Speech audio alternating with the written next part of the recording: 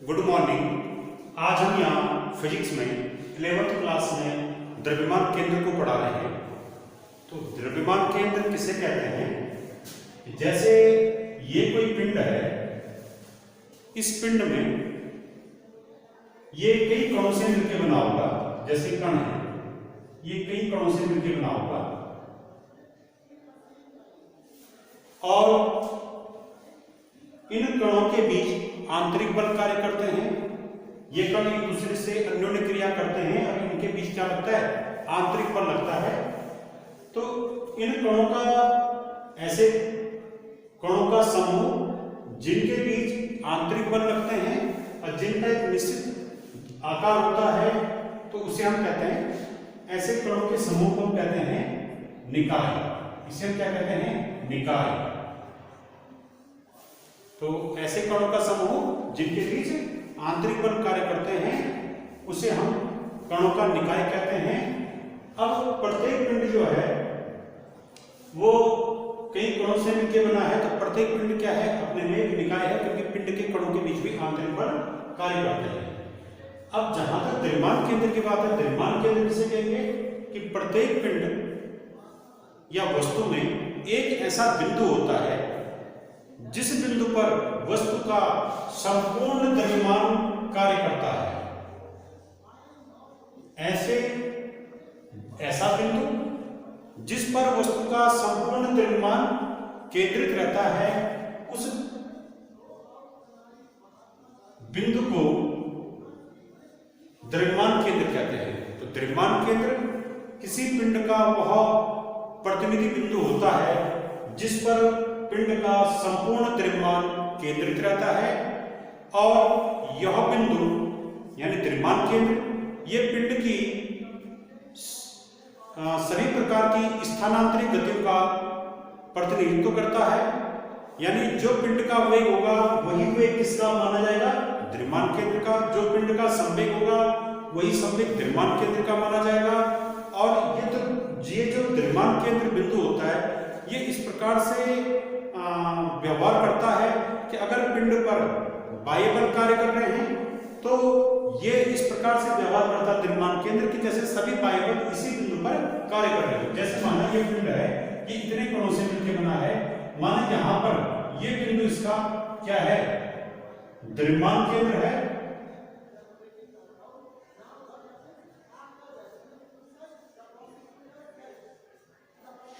तो इस बिंदु पर क्या होगा? अगर इस पिंड पर ये बाह्य बल लगे हुए हैं, तो ये द्रव्यमान केंद्र इस प्रकार से व्यवहार करेगा कि ये सभी बाह्य बल इसी द्रव्यमान केंद्र पर कार्य कर रहे हैं। ये इस प्रकार से व्यवहार करता है। जैसे कि अगर हम देखें, जैसे ही मानो कोई पिंड है, तो इस पिंड पे अगर मैं इस बिंदु पर कोई नुकीली चीज रखता हूं, तो ये पिंड यहां से ऊपर की ओर उठेगा और यहां से नीचे की ओर झुक जाएगा। ठीक है। इस बिंदु पे रखता हूं तो ये पिंड यहां से ऊपर की ओर उठेगा और यहां से नीचे की ओर झुक जाएगा। यानी किसी नुकीले पिन से इस वस्तु के किसी एक सिरे को अगर ऊपर की ओर उठाए तो दूसरा सिरा नीचे की ओर आ जाएगा। यानी इस सिरे पर अगर हम पिन को टिका दें तो ये वस्तु उस पिन के ऊपर नहीं टिकेगी, संतुलित होकर नहीं टिकेगी। अब अगर हम बारी बारी से पिन को हर जगह पर स्पर्श करते जाएं, तो इस पिंड में एक बिंदु ऐसा होगा जिस बिंदु पर क्या होगा? जिस बिंदु पर इस पिंड में एक बिंदु ऐसा होगा जिसपे अगर हम क्या करते हैं, इस वस्तु को रख दें, तो ये पिंड वहां पर क्या होगा? वहां पर लगभग स्थिर हो जाएगा, जैसे ये है। ठीक है। यानी यहां पर इस पिंड का ये बिंदु ऐसा है, इस बिंदु पर पिंड को रखने पर ये वस्तु उस पिंड के ऊपर क्या हो गई? संतुलित होकर टिक गई है। तो अर्थात ये बिंदु क्या होगा? इस पिंड का द्रव्यमान केंद्र होगा। प्रत्येक पिंड में एक ऐसा बिंदु होता है। जैसे बेलन है, तो इस बेलनाकार पेन माना ये बेलन है, तो बेलन की जो अक्ष होगी, अक्ष के मध्य बिंदु पे, जैसे यहाँ पे एक बिंदु ऐसा होगा जिस बिंदु के नीचे अगर हम प्रकार रखते हैं, कोई नुकीली चीज रखते हैं, तो उस नुकीली चीज के ऊपर क्या होगा? ये वस्तु संतुलित होकर टिक जाएगी। तो ये बिंदु क्या हो जाएगा? इस बेलनाकार वस्तु का द्रव्यमान केंद्र हो जाएगा। और ये बेलनाकार वस्तु में द्रव्यमान केंद्र कहां पर होता है? अक्ष को होता है। तो ऐसे हम प्रत्येक पिंड के लिए निकाल सकते हैं। जैसे ये है तो इस पे भी हम जैसे यहाँ पर रखेंगे तो यहाँ पर नहीं टिकेगा, यहाँ पर नीचे की ओर झुक जाएगा। ये है जैसे डस्टर है या दोस्तों पिंड है, इसको भी ये देखिए। अब अगर हम यहाँ पर क्या करें, इस पे एक बिंदु ढूंढे, ऐसे एक बिंदु ढूंढना पड़ेगा इस पे। तो इस पे एक बिंदु ऐसा होगा जिस पर ये बार बार गिर रहा है ये, तो यानी वो द्रव्यमान केंद्र नहीं है।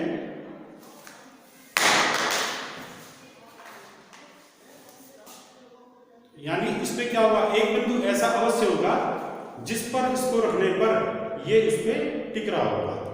ठीक है ना, जैसे ये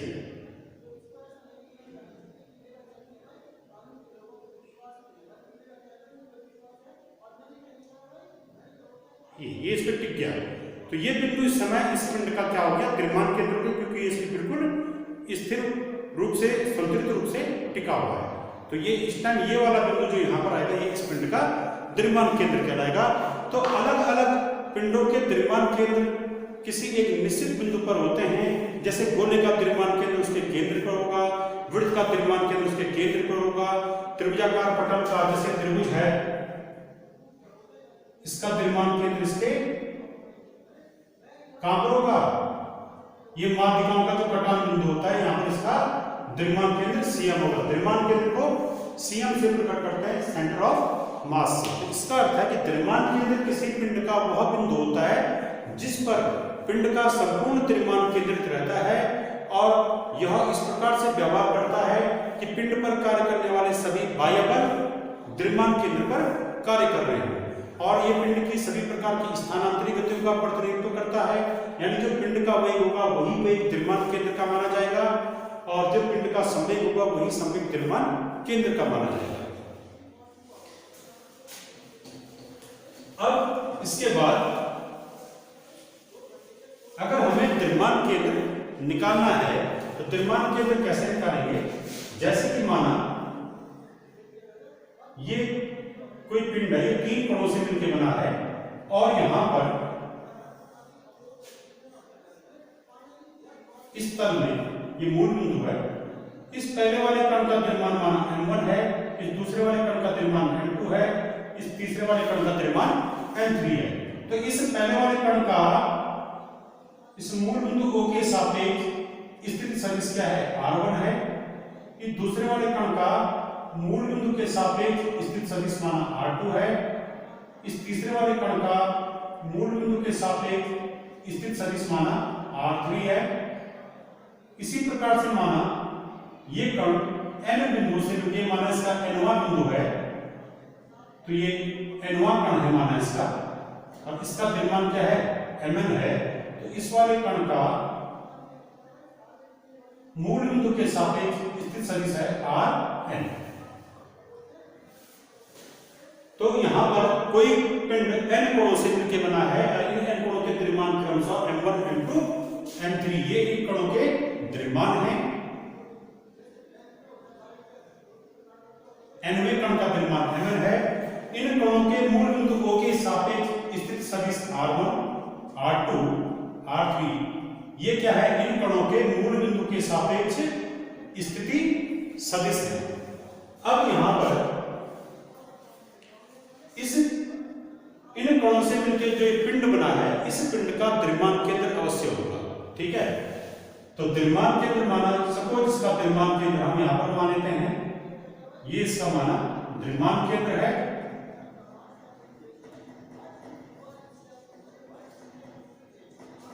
तो इस द्रव्यमान केंद्र के का स्थिति सदिश क्या होगा, इस द्रव्यमान केंद्र का स्थिति सदिश ज्ञात करने के लिए हम इसको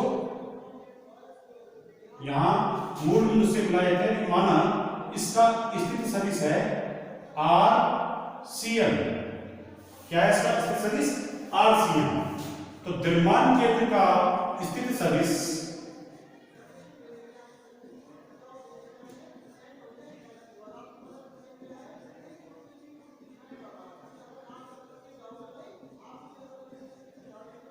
इसका सूत्र होता है RCN इक्वल्स टू, देखिए द्रव्यमान केंद्र का स्थिति सदिश क्या होगा, या द्रव्यमान केंद्र कहां पर है, इसकी मूल बिंदु के सापेक्ष स्थिति कहां पर है, ये चीज हमने ज्ञात करनी है। तो इसके लिए फॉर्मूला है m1 पहले कण का द्रव्यमान गुणा इसका स्थिति सदिश m1 × r1 प्लस दूसरे कण का द्रव्यमान इसका स्थिति सदिश प्लस तीसरे कण का द्रव्यमान इसका स्थिति सदिश।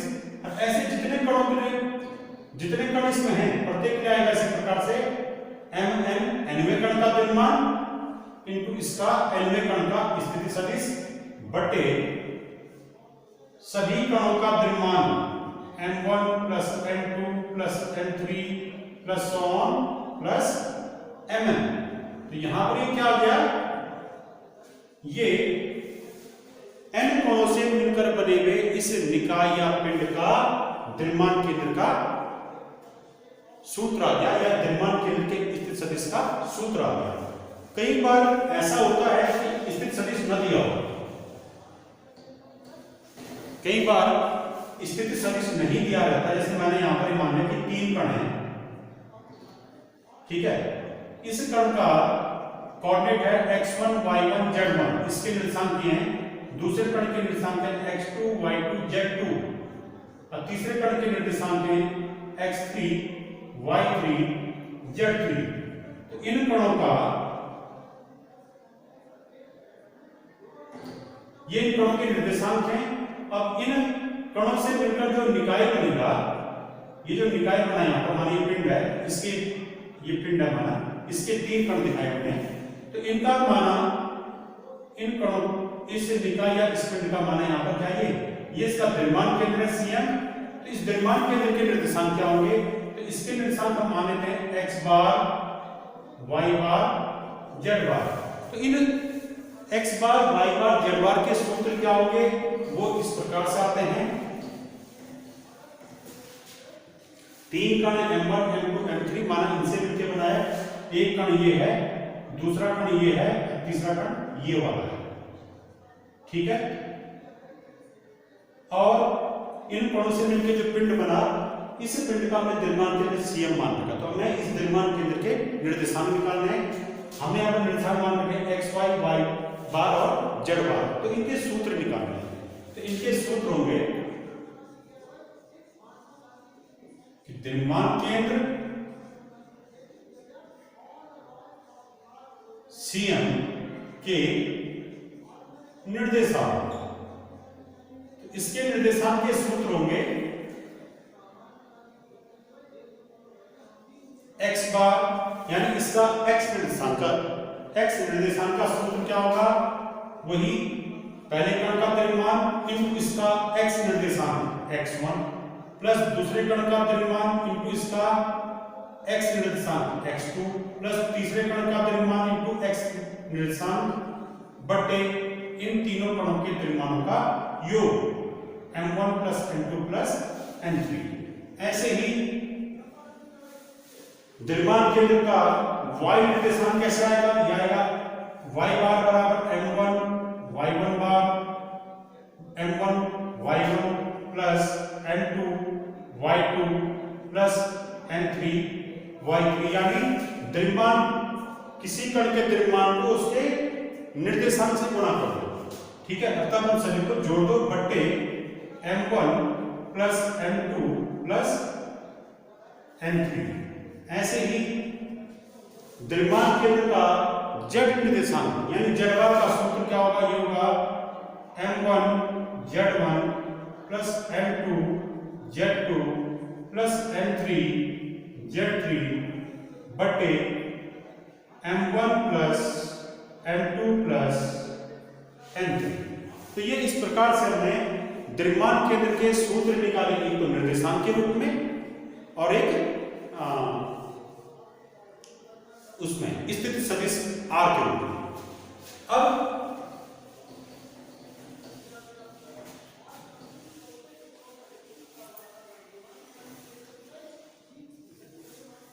अब अगर यहां पर हम ये मान के चलें कि द्रव्यमान केंद्र की गति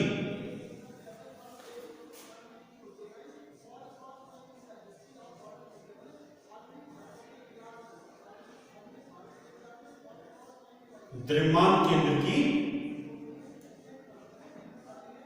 गति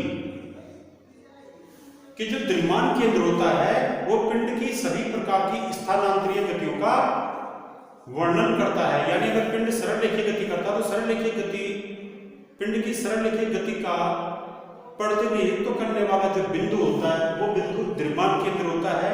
तो किस प्रकार से होता है इसको यहाँ पर देखेंगे। इसको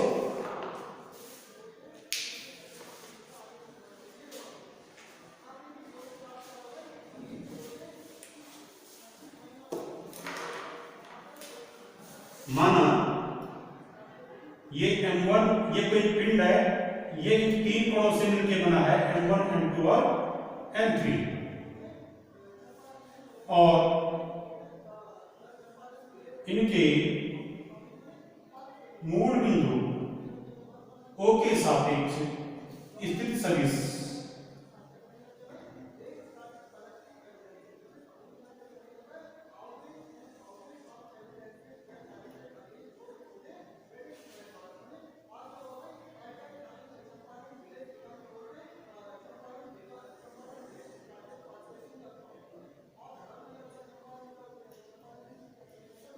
ये मूल बिंदु है।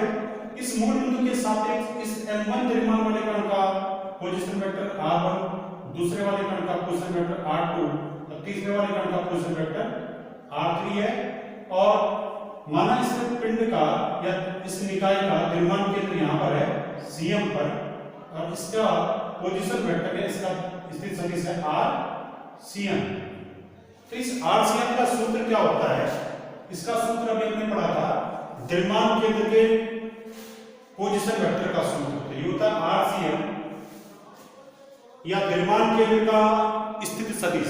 तो द्रव्यमान केंद्र का स्थिति सदिश RCM है, तो हमने इसको वेक्टर RCM के रूप में दिखा रखा है क्योंकस्थिति सदिश वेक्टर राशि है। ये आ जाएगा, इसका सूत्र आ जाएगा M1 R1 plus M2 R2 plus M3 R3 बटे M1 plus M2 plus M3।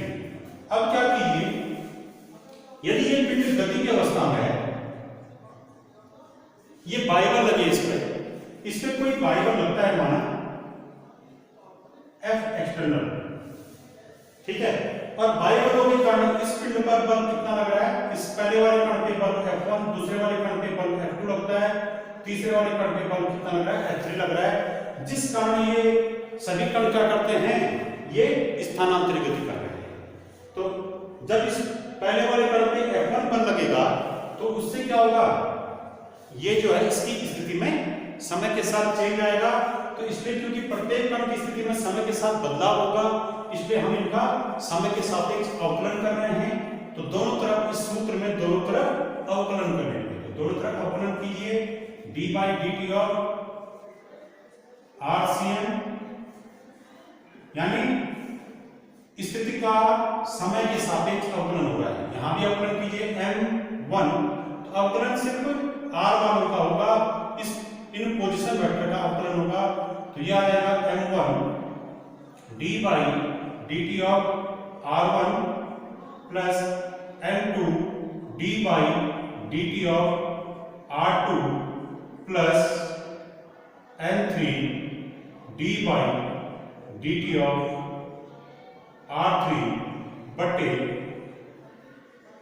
M1 plus M2 plus M3, ये हो जाएगा। अब इसमें ये क्या है? ये है द्रव्यमान केंद्र के स्थिति सदिश का समय के सापेक्ष अवकलन। तो हम जानते हैं स्थिति सदिश का समय के सापेक्ष अवकलन होता है वो वेग को प्रकट करता है। ये वेग का सूत्र है, तो हम यहां पर लिखेंगे वेग VCM। तो VCM क्या है? ये द्रव्यमान केंद्र का वेग होगा, यानी ये द्रव्यमान केंद्र है, इसका वेग हमने क्या मान लिया? VCM। VCM क्या है? द्रव्यमान केंद्र का वेग, यानी किसकी जगह पे लिखा गया है? DRCM बटे DT, इसके स्थान पर लिखा गया है, ठीक है। तो VCM यहाँ पे द्रव्यमान केंद्र के वेग को प्रकट कर रहा है। और ये क्या चीज है? पहले वाले कण का वेग, ठीक है, ये क्या होगा? दूसरे वाले कण का वेग, क्योंकि हम जानते हैं वेग बराबर होता है dr/dt। स्थिति का समय के सापेक्ष अवकलन वेग कहलाता है। इस सूत्र से ये पहले कण का वेग, ये दूसरे कण का वेग, ये तीसरे कण का वेग आ जाएगा। जो ये कण है इन कणों के वेग, तो यहां पर क्या आ जाएगा m1 v1 plus m2 v2 plus m3 v3 बटे m1 plus m2 plus m3। देखिए अगर ये r1 होगा तो हम इसको v1 लिख देंगे, तो dr1 बटे dt बराबर रहेगा v1, ठीक है। अगर ये r2 होगा जैसे यहाँ था dr2/dt, तो ये हो जाएगा v2, और अगर ये r3 होगा तो ये हो जाएगा v3। यानी इधर तीसरे कण का वेग होगा, तो v1 v2 v3 ये क्या है, ये इन कणों के वेग है। अब ये क्या चीज है, ये है इन तीनों कणों से मिलकर जो पिंड बना या निकाय बना, उस निकाय का संपूर्ण द्रव्यमान। तो ये संपूर्ण द्रव्यमान को दिखा रहा है, ये पिंड या निकाय का कुल द्रव्यमान है। तो VCM बराबर आएगा m1 v1 plus m2 v2 plus m3 v3 बटे कैपिटल N। तो ये कैपिटल M क्या चीज है, कैपिटल M का मतलब है यहाँ पे, कैपिटल M का मतलब है पूरे पिंड का द्रव्यमान। किसके बराबर होगा, ये पिंड जितने कणों से मिलकर बना होगा सभी कणों का कुल द्रव्यमान बराबर पूरे पिंड का द्रव्यमान। तो सभी कणों का कुल द्रव्यमान कितना आया, m1 plus m2 plus m3, हमने इसको कैपिटल M रख दिया, अर्थात पूरे पिंड का द्रव्यमान। अब यहां पर इसको यहां बजगुणा कीजिए इसका, ये आ जाएगा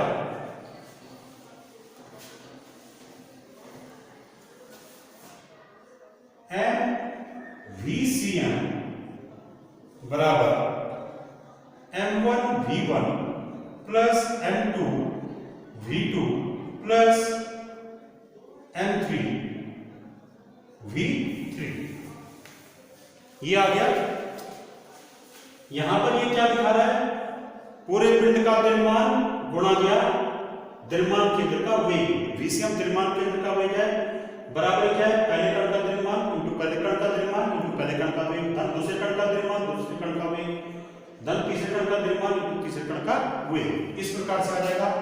पुनः जो है अगर हम इसका अवकलन करें, इसको समीकरण नंबर 3 अगर हम लिखते हैं, अब इसका दोबारा अवकलन करेंगे d/dt of m VCM equal to यहां भी d/dt of m1 v1 plus d/dt of m2 v2 plus d/dt of m3 v3 अगर करें, यानी दोनों तरफ पुनः समय के सापेक्ष यदि हम अगर अवकलन करें तो हमारे पास एक फॉर्मूला आ गया। ये क्या चीज है, द्रव्यमान के, ये यहाँ पे अवकलन हो रहा है समय के सापेक्ष, तो द्रव्यमान का अवकलन नहीं होगा क्योंकि अचल राशि है, अवकलन होगा वेग का। तो यह आ जाएगा, इस m को हम बाहर ले लेंगे ऐसे, यहां भी हम क्या करेंगे, इस m को बाहर ले लेंगे m1, यहां भी हम m को बाहर ले लेंगे, इसको लिखेंगे d/dt, ये बाहर लिया जा सकता है। ऐसे यहां भी क्या लिखा जाएगा, d/dt ऑफ v3 और m3 बाहर से गुणा, यानी m पहले लाके d/dt किसका होगा, केवल v वाले टर्म का। अब यहां पर ये इस प्रकार से आ गया।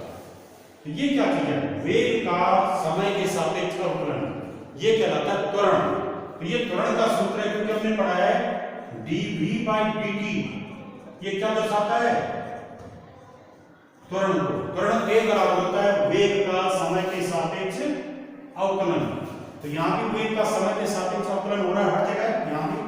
तो ये क्या आएगा, m इंटू ये किसका अवकलन है, द्रव्यमान केंद्र के वेग का समय के सापेक्ष अवकलन। ये आ जाएगा त्वरण, और किसका त्वरण, द्रव्यमान केंद्र का त्वरण, ठीक है, बराबर m1 इंटू ये किसका त्वरण होगा, पहले कण का त्वरण a1 प्लस ये क्या होगा m2 इंटू ये किसका त्वरण होगा, दूसरे कण का त्वरण, धन n3 ये किसका त्वरण होगा, तीसरे कण का त्वरण, एक्सीलरेशन।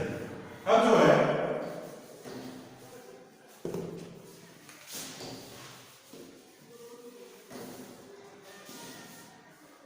यहां पर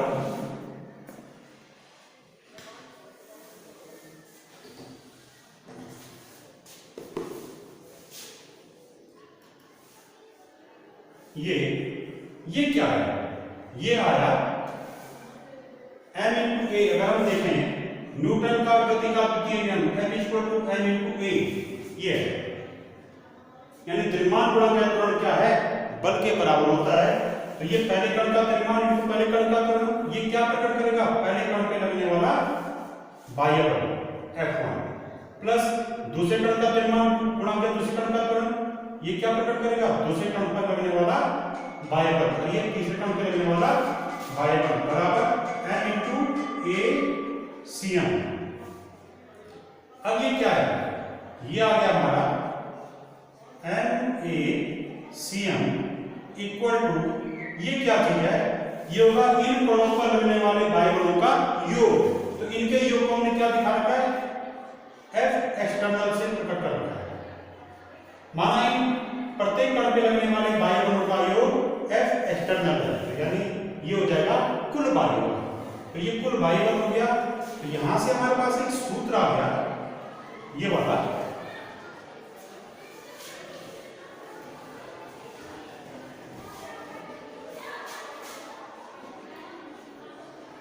MACM equal to F external,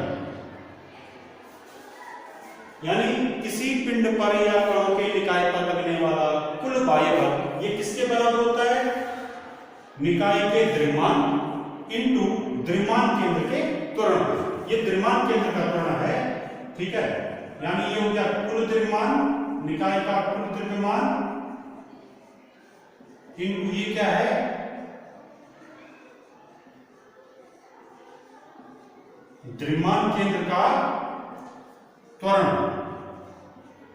ये किसके बराबर आ गया, ये आ गया हमारे कुल बाह्य बल के बराबर, कुल बाह्य बल।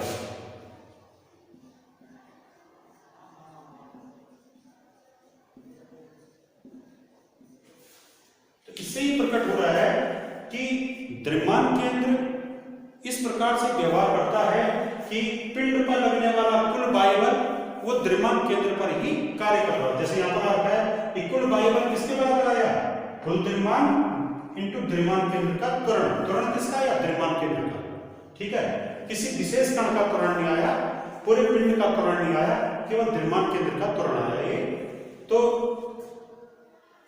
यहां से निश्चित हो गया कि किसी निकाय का या पिंड का द्रव्यमान केंद्र वह बिंदु होता है जो इस प्रकार से व्यवहार करता है कि जैसे संपूर्ण द्रव्यमान उसी बिंदु पर केंद्रित हो और सभी बाह्य बल द्रव्यमान केंद्र पर ही आरोपित हो। तो द्रव्यमान केंद्र किसी पिंड का या निकाय के का वह प्रतिनिधि बिंदु होता है जो कि इस प्रकार से व्यवहार करता है जैसे संपूर्ण द्रव्यमान उसी बिंदु पर कार्य कर रहा हो और सभी बाह्य बल उसी बिंदु पर आरोपित हो और द्रव्यमान केंद्र किसी निकाय की सभी प्रकार की स्थानांतरित गतियों का प्रतिनिधित्व करता है। जो कण का संवेग होगा वही, जो पिंड का संवेग होगा वही द्रव्यमान केंद्र का संवेग होगा, जो कण पर लगने वाला कुल बाह्य बल होगा वो इस प्रकार से होगा जैसे द्रव्यमान केंद्र पर ही वो बाह्य बल लगे हुए। समान पिंडों के द्रव्यमान केंद्र, अलग अलग पिंड है हमारे पास और उनके द्रव्यमान केंद्र कहां पर होते हैं, इससे पहले हम द्रव्यमान केंद्र की परिभाषा ये पढ़ा चुके हैं। तो इसमें सबसे पहले देखिए छल्ला, छल्ला जैसे अंगूठी है, ठीक है, तो छल्ले का यानी रिंग, इसका द्रव्यमान केंद्र कहां पर होता है, तो छल्ले में क्या होता है, जो पदार्थ होता है वो सिर्फ बाहरी किनारे पर लगा होता है, बीच में खाली रहता है। तो जो वृत्ताकार जो छल्ला है इसका द्रव्यमान केंद्र कहां पर होता है, केंद्र, ठीक है, अर्थात छल्ला या रिंग का द्रव्यमान केंद्र ऐसे बिंदु पर होता है जिस बिंदु पर पदार्थ नहीं होता, ये खाली स्थान में होता है। इस वृत्त के केंद्र पे। दूसरा चकती या डिस्क, तो चकती की थोड़ा मोटाई होगी, ठीक है, होगा वृत्ताकार पर थोड़ा मोटाई होगी, ठीक। तो इसको हम डिस्क भी कह सकते हैं। इसका द्रव्यमान केंद्र कहां पर होगा, तो चकती का द्रव्यमान केंद्र भी केंद्र पर होगा, ठीक है। तीसरा जैसे गोला जैसे गोला है, चाहे ठोस गोला है चाहे खोखला गोला है, इसका द्रव्यमान केंद्र होता है इसके भी केंद्र। तो हमने ये देखा इन तीनों में जो द्रव्यमान केंद्र हैं, छल्ला, चकती या गोला, इनके द्रव्यमान केंद्र केंद्र पे होते हैं। या वृत्ताकार कोई आकृति है, उसका द्रव्यमान केंद्र भी कहां पर होगा, केंद्र पे होगा। इसके बाद चौथा ये त्रिभुजाकार पटल, कोई त्रिभुजाकार आकृति हमारे पास, तो उसका द्रव्यमान केंद्र कहां पर होता है। तो इसके लिए हम क्या करते हैं, हम त्रिभुज की माध्यिकाएं खींचेंगे। माध्यिकाएं मतलब जैसे इस शीर्ष से ऐसी रेखा खींचेंगे जो इस सामने वाली भुजा के मध्य बिंदु को मिलाएगी। ये डी बिंदु जो है बीसी का मध्य बिंदु होगा। तो त्रिभुज के शीर्ष से सामने वाली भुजा के मध्य बिंदु को मिलाने वाली रेखा माध्यिका कहलाती है। वैसे ही इस एसी का मध्य बिंदु ई हो गया, इस ए बी का मध्य बिंदु एफ हो गया। तो ये जो शीर्ष से मध्य बिंदु को मिलाने वाली जो रेखाएं हैं, ये तीनों रेखाएं, ये माध्यिकाएं कहलाती हैं।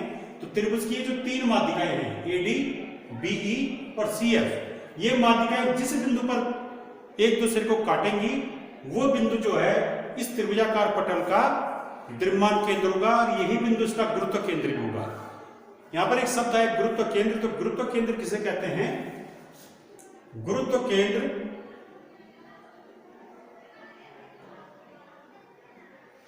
किसी पदार्थ का वह बिंदु जिस पर पदार्थ का समस्त भार केंद्रित रहता है, उसे हम उसका गुरुत्व केंद्र कहते हैं।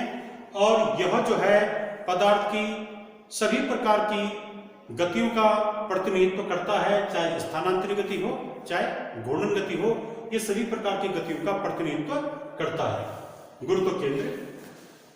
जो छोटे पिंड होंगे, या अगर कोई पिंड पृथ्वी पर स्थित है और छोटा पिंड है तो और समान है, तो ऐसे पिंडों के लिए द्रव्यमान केंद्र, गुरुत्व केंद्र एक ही स्थान पर होते हैं, एक ही बिंदु पर होते हैं। द्रव्यमान केंद्र पर पिंड का समस्त द्रव्यमान कार्य करता है। तो त्रिभुजाकार पटल के माध्यिकाओं के कटार बिंदु पर द्रव्यमान केंद्र स्थित होता है, इसी बिंदु पर गुरुत्व केंद्र भी स्थित होता है। इसके बाद जैसे हम बेलन देखें या शंकु देखें, तो अगर जैसे मैं पहले शंकु ले रहा हूं,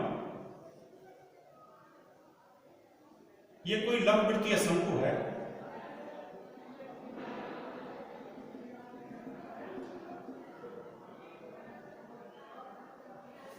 माना इस शंकु की जो ऊंचाई है वो है h। इस शंकु की ऊंचाई है h,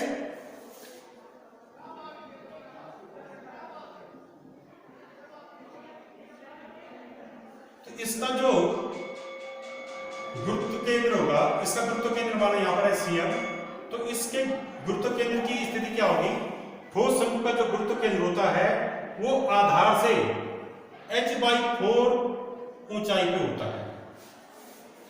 आधार से कितनी ऊंचाई पे होगा, h/4। अगर शंकु की ऊंचाई h है तो इसके गुरुत्व केंद्र की स्थिति क्या होती है, आधार से h/4 ऊंचाई पे, कहां पे, अक्ष पे। तो ठोस शंकु का गुरुत्व केंद्र अक्ष पर आधार से h/4 ऊंचाई पर होता है, जहां h क्या है, इस शंकु की ऊंचाई है। और अगर ये माना खोखला शंकु है, अगर ये माना खोखला शंकु है,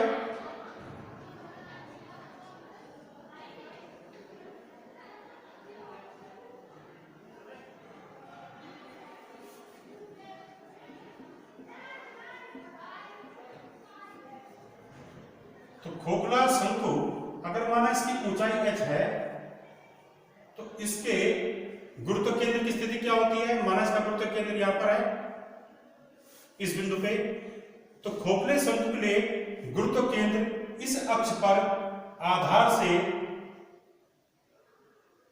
h/3 ऊंचाई पे होता है, h/3 ऊंचाई पे होगा। और इसी प्रकार से अंतिम जैसे बेलन है, ये माना बेलन है,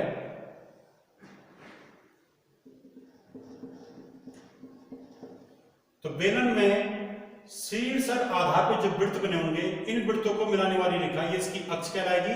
तो माना इसकी ऊंचाई है h, तो ठीक इस अक्ष के मध्य बिंदु पे यहां पर होता है क्या, इसका गुरुत्व केंद्र। तो बेलन की जो अक्ष है इसके ठीक मध्य बिंदु पर क्या होता है, इसका गुरुत्व केंद्र होता है, यानी इसका गुरुत्व केंद्र ठीक यहां पर होगा, इस बिंदु h/2 ऊंचाई पे। तो आज हमने यहां पे कहां पर होगा गुरुत्व केंद्र बेलन का, इस अक्ष के यानी ऊंचाई के ठीक मध्य बिंदु पे, ठीक है, इस वाले बिंदु पे, इस जो इसका ज्यामितीय केंद्र होता है। तो छल्ला, चकती, गोला और बेलन, इन सभी का गुरुत्व केंद्र इसके ज्यामितीय केंद्र पर होता है। त्रिभुजाकार पटल का गुरुत्व केंद्र माध्यिकाओं के कटान बिंदु पे होता है। खोखले शंकु का गुरुत्व केंद्र आधार से h/3 ऊंचाई पे होता है। ठोस शंकु का गुरुत्व केंद्र आधार से h/4 ऊंचाई पे होता है। आज हमने विभिन्न पिंडों के गुरुत्व केंद्रों की स्थिति के बारे में पढ़ा। गुरुत्व केंद्र द्रव्यमान केंद्र की स्थिति के बारे में पढ़ा। द्रव्यमान केंद्र किसी पिंड या निकाय का वह बिंदु होता है जिस पर उसका समस्त द्रव्यमान केंद्रित होता है और यह पिंड की स्थानांतरित गतियों का प्रतिनिधित्व करता है। जबकि गुरुत्व केंद्र किसी पिंड का वह बिंदु होता है जहां पर उसका संपूर्ण भार कार्य करता है। द्रव्यमान केंद्र की स्थिति अचर होती है पर गुरुत्व केंद्र की स्थिति अचर नहीं रहती, क्योंकि गुरुत्व केंद्र भार पर डिपेंड करता है और भार जो है एक जी पे डिपेंड करता है। जी गुरुत्व केंद्र गुरुत्वीय त्वरण चेंज होगा जी, तो गुरुत्व केंद्र की स्थिति भी चेंज होगी। Thank you.